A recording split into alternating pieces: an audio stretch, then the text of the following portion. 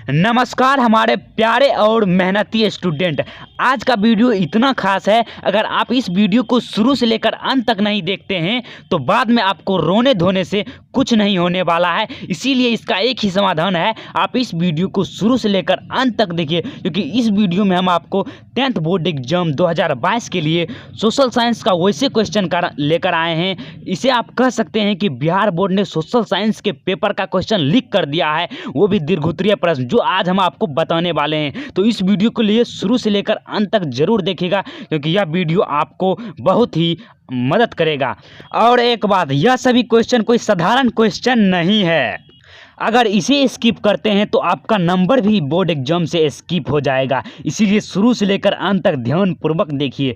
तो पहला प्रश्न है, आपदा क्या है? तो आपदा एक प्रकार का दुर्घटना ही है जो बिना पूर्वानुमान के आकस्मिक आ जाते हैं, मतलब किसी भी अनुमान के बिना अचानक आ जाते हैं, जिससे मानव जीवन पर प्रतिकूल प्रभाव पड़ते हैं और संसाधन, जीव जंतु, धन जन की भारी क्षति होती है। उदाहरण में बाढ़, सुखाड़, वह आपदा कहलाता है। दूसरा प्रश्न है, बाढ़ क्या है? तो उत्तर होगा इसका, जब किसी नदी का जल स्तर औसत प्रभाव से ऊपर उठकर आसपास के क्षेत्रों में फैल जाता है तो इस परिस्थिति को बाढ़ कहते हैं। आपको सभी प्रश्नों को स्क्रीनशॉट ले लीजिए और इसे नोट करते जाएं। थर्ड नंबर का प्रश्न है, साख से आप क्या समझते हैं? तो इसका आंसर होगा, साख का अर्थ होता है विश्वास या भरोसा। किसी भी व्यक्ति की साख उतनी ही अच्छी होती है जितनी अधिक उन पर विश्वास या भरोसा किया जाता है। इसी भरोसे के साथ कोई व्यक्ति या संस्था किसी दूसरे व्यक्ति या संस्था को उधार देती है जो एक निश्चित अवधि के लिए होता है, वह साख कहलाता है। चौथा नंबर का प्रश्न है, आपदा प्रबंधन क्या है? ये तो VVI है, ये तो आएगा ही आएगा जरूर। आपदा मानव जनित हो अथवा प्राकृतिक, उसका निवारण आवश्यक होता है। आपदा चाहे प्राकृतिक हो या मानव के द्वारा उत्पन्न किया गया हो, उसका निवारण अर्थात उसका बचाव निश्चित रूप से आवश्यक होता है। इसके लिए आपदा से बचने के लिए किए गए उपाय, जिससे आपदा को पूर्ण रूपेण तो नहीं रोक सकते हैं बल्कि उसके प्रभाव को कम कर सकते हैं, इसे ही आपदा प्रबंधन कहते हैं।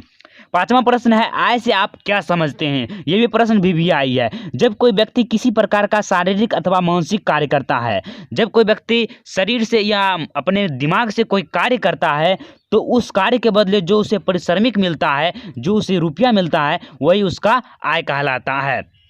जैसे कोई व्यक्ति अगर कंप्यूटर से काम कर रहा है तो वह अपने दिमाग से काम कर रहा है, और कोई लेबर अपने शारीरिक मेहनत से पारिश्रमिक प्राप्त करता है, जो उसका आय कहलाता है। छठा प्रश्न, ये एक शॉर्ट प्रश्न है जो आपको हम दे दिए हैं, गरीबी ही गरीबी को जन्म देता है, यह कथन किसका है? तो यह कथन रेगनर नर्स का है, जो कहा था गरीबी ही गरीबी को जन्म देता है। अगले प्रश्न की ओर हम चलते हैं। नंबर का प्रश्न है, सकल घरेलू उत्पाद क्या है? इसे GDP भी कहते हैं, ग्रॉस डोमेस्टिक प्रोडक्ट। तो इसका आंसर होगा, किसी देश में किसी दिए गए वर्ष में, मतलब कोई देश है जैसे इंडिया ही ले लीजिए, उसमें कोई एक वर्ष में वस्तुओं और सेवाओं की जो कुल मात्रा उत्पादित की जाती है उसे सकल घरेलू उत्पाद कहते हैं। इसे संक्षिप्त में GDP भी कहा जाता है।